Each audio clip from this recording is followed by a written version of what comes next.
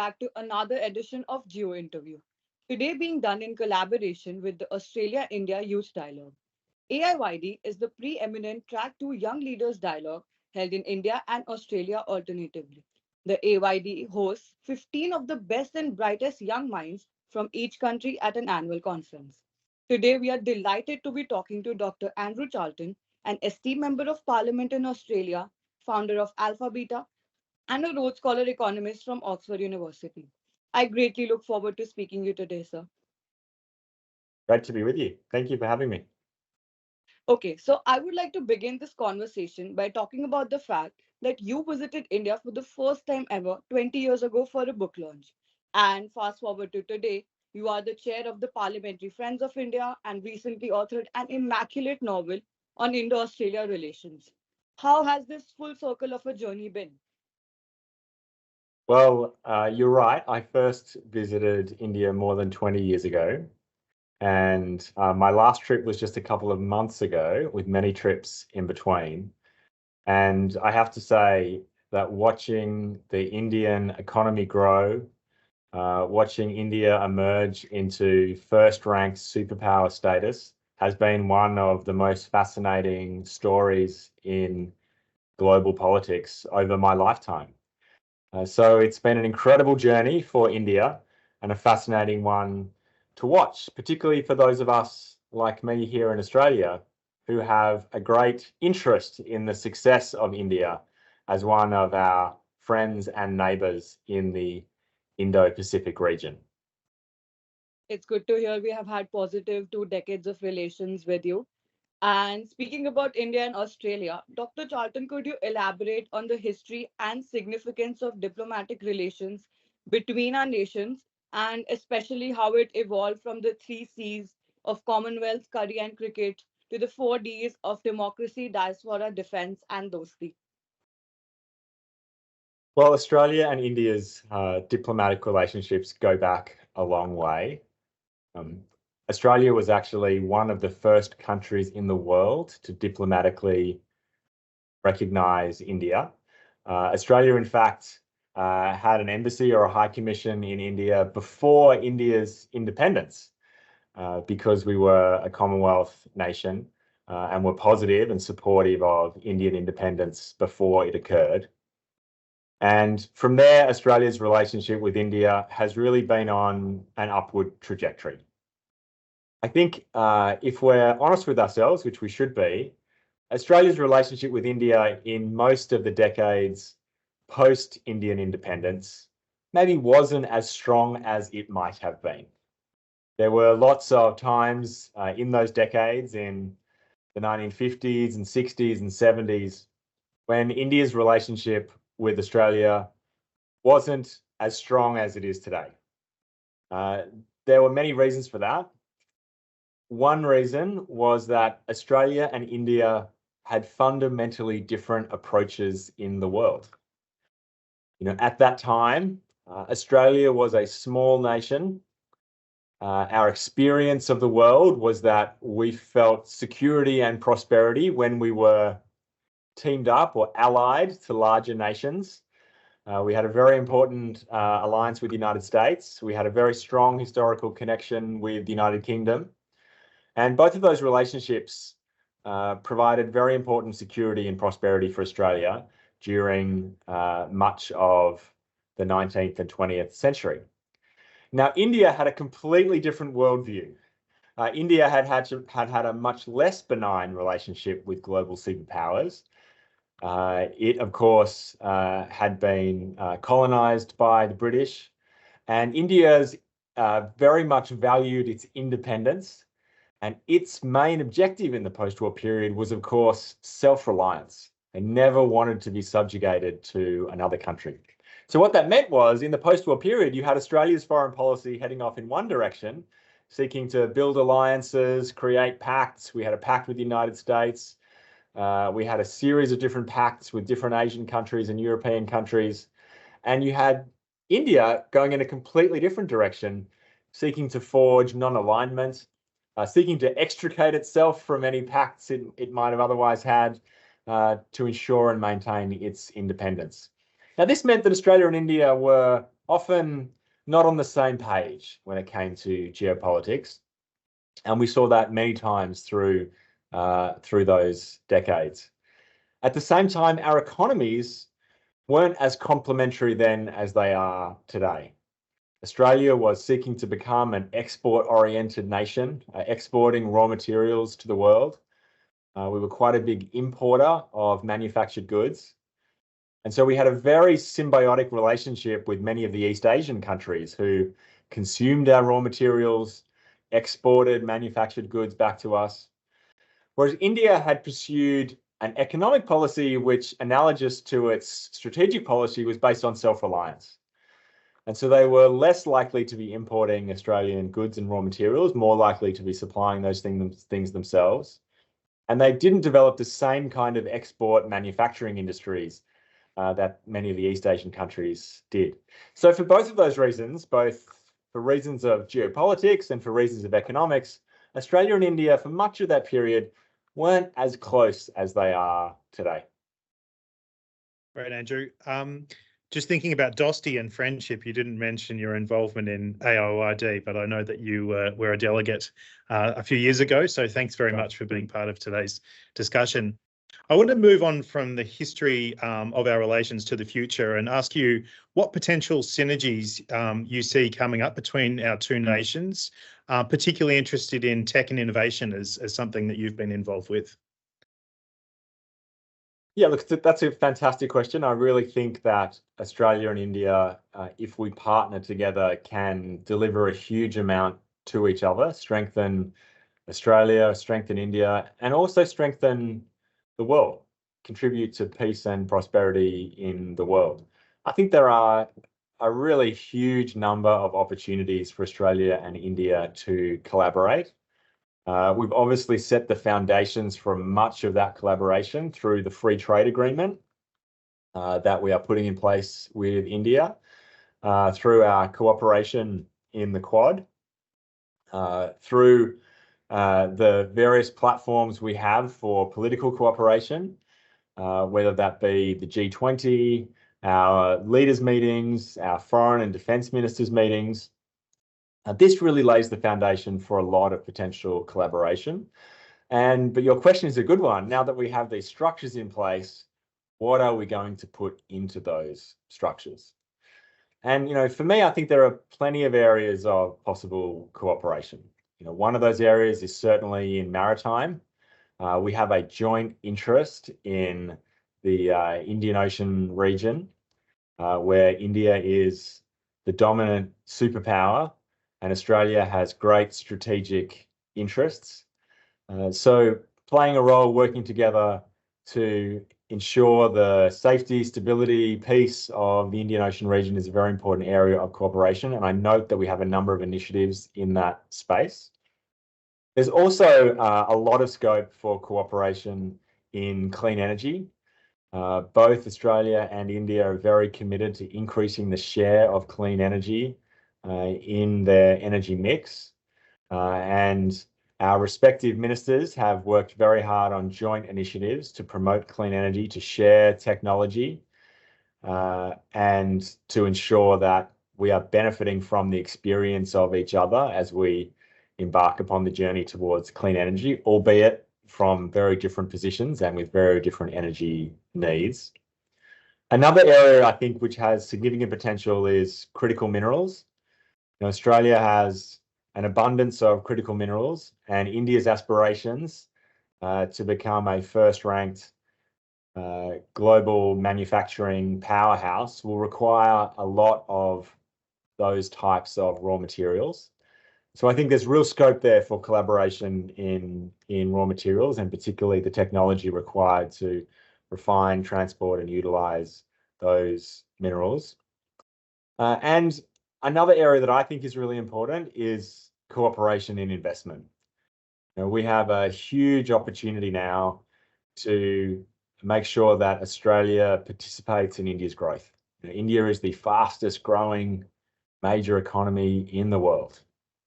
Its growth trajectory will create enormous prosperity for itself and the region over the next 2 decades. Australia has one of the world's largest pension systems, a massive pool of trillions of dollars of investable funds. India is a capital-hungry country needing to grow its industrial base, its infrastructure base. So there is a real opportunity there to match Australia's investable funds with India's investment opportunities. And I think for me, that type of investment is the type of partnership that creates a genuine mutuality in the Australian-India relationship. You know, we have a very warm relations right now, but with more investment, you know, young Australians who have their what we call superannuation, other people call pension funds, knowing that those young Australians have their own money invested in India, that India's success will drive their success through their pension fund balances, you know, that's real connection. And likewise, young people in India knowing that Australian funds are helping to build the roads and bridges and railways and ports and factories that are powering India's growth, that's real connection. So I think there are lots of opportunities for us to deepen our partnership with India. And you know, some of those examples I think are really ripe right now because we have the frameworks in place through leaders' meetings, free trade agreements, and defence and security cooperation. Yeah, terrific.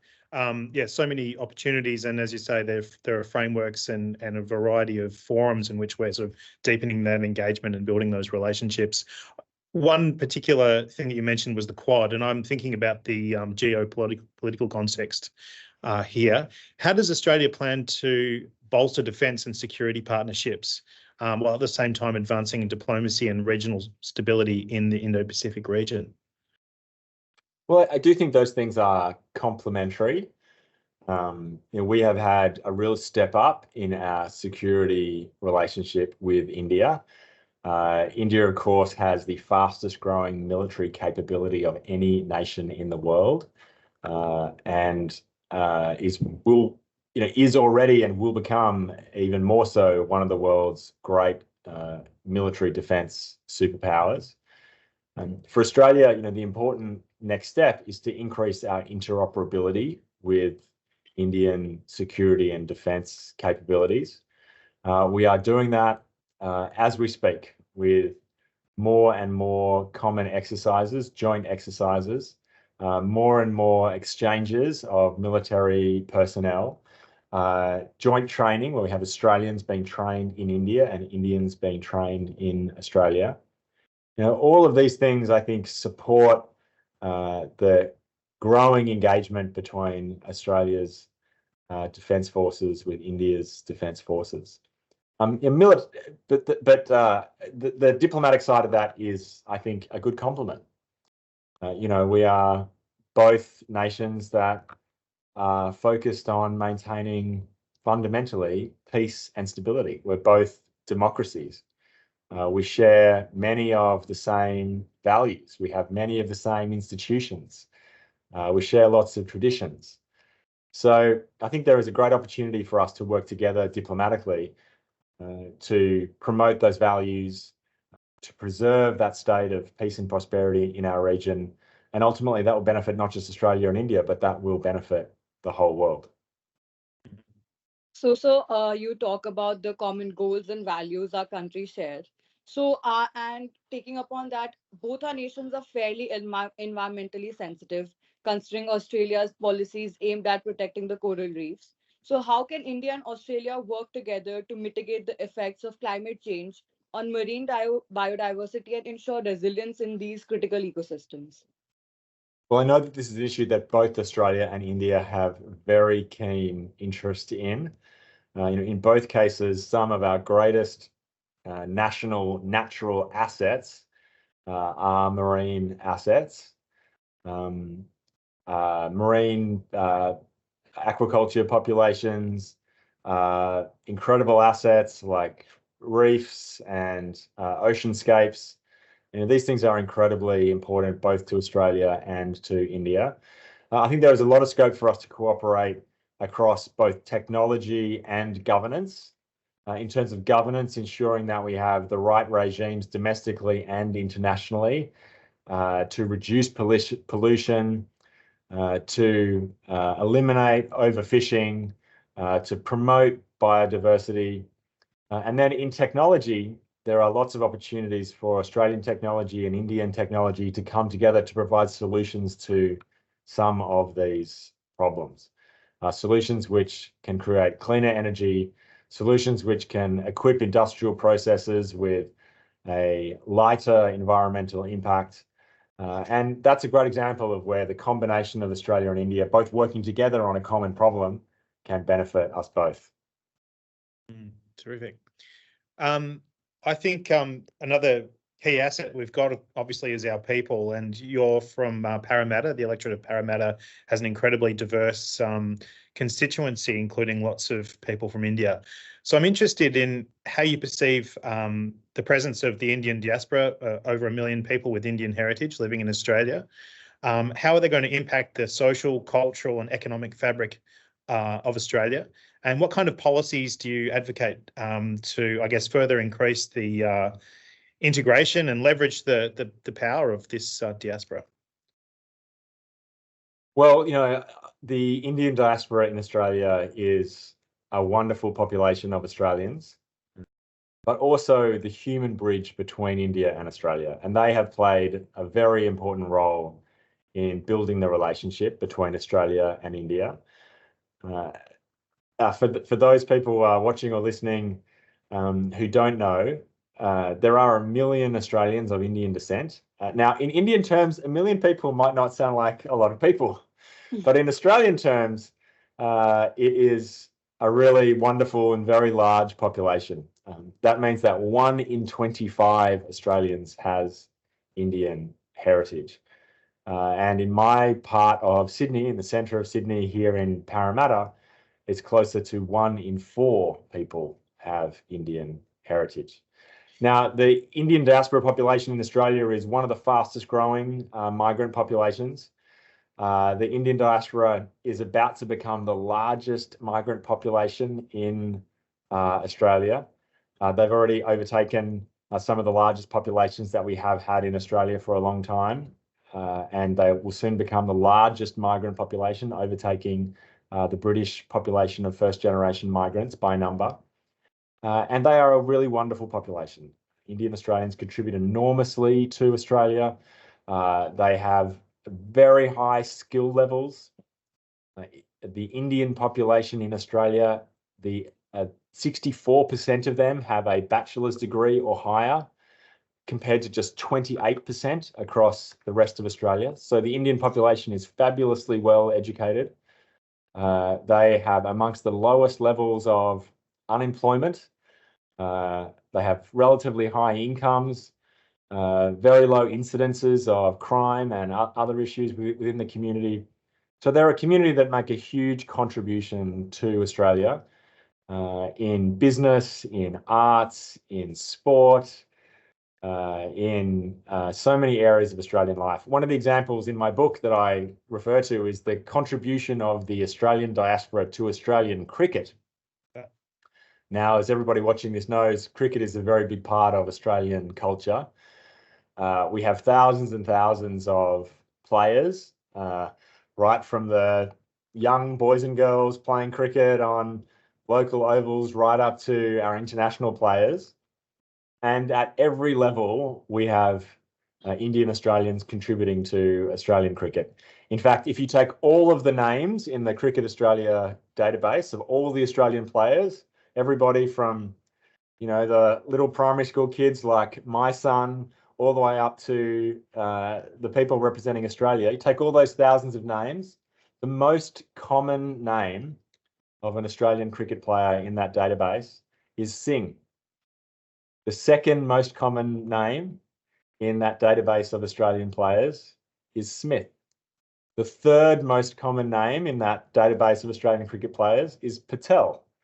The fourth is Jones. The fifth is Brown. So you can see how just in that small slice of Australian life, you can see the huge contribution that Australians of Indian heritage are making to our cricket, everywhere from backyard cricket all the way up to Australia's national teams. And that impact is true across culture, arts, business, and many other parts of Australian life. It's really good to know about the all-encompassing presence of Indians in Australia.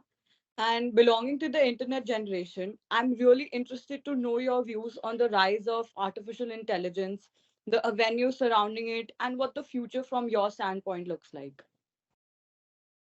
Yeah, look, I'm quite excited about the future of artificial intelligence. I think it has the potential to deliver lots of positives to Australia and to the world. I think at a time when we are struggling for economic growth, for productivity growth, artificial intelligence has the capacity to deliver us that growth. At a time when, in Australia and in many other countries around the world, we have challenges in our workforce. Many of our companies can't get enough workers. They can't get the workers that they need. We have the capacity to use artificial intelligence to complement many of our roles across the economy, and we have the capacity to enhance human creativity and experience. Of course, there are risks with artificial intelligence, risks that employees will be displaced, risks to our democratic culture and public discourse. But I feel confident that if we are clear-eyed about those risks, then we will grasp the opportunity that artificial intelligence provides, mitigate the threats, just as we have with many of the technologies before it, just as we have with industrial automation, the breakthrough technologies in communications, in smartphones, in television back many decades ago, rail and air travel. Humans have always been good at taking new technologies, making sure that they deliver us positives, and providing the right guardrails and governance around them to mitigate their worst effects. Sometimes it takes us a bit of time to get that right, and I'm sure we'll have many issues in the implementation of artificial intelligence across our economy. But overall, I think that this technology, like many previous technologies, will be of positive benefit to us. Those are some really interesting insights. So, to conclude today's enriching conversation, I'm eager to ask you a two-part question. That, as an economic scholar, an accomplished author, and a politician, what has your experience been? And what advice would you give this young generation of global citizens pertaining to but not limited to India and Australia? Well, if I could use this opportunity to give a plug to the Australia-India Youth Dialogue, I think my strongest advice to young people in Australia and around the world is make sure you get the opportunity to recognise that we live in a global community. And what happens inside our borders is important, but we must never lose sight of the bigger world around us, because the world is only becoming more connected, more global, more integrated. And so it has never been more important for young people to understand the world around them, to take advantage of the opportunities in the world around them, and to make sure that they are connected globally, because that's where so much of the economic energy, the political energy is coming right around the world. So join your associations, experience other cultures, and that will really, I think, enrich you as you go about your career, and also be an opportunity to make lots of new friends and gain perspective from other people who might be different to you. I am glad to hear you say that. That's some advice I would be applying to my life as well. And with that, I would like to thank you for speaking with us today. We hope to host you again along with AIYD, and have a great day, sir. Thank you very much. Lovely to talk to you. Thank you. Thank you.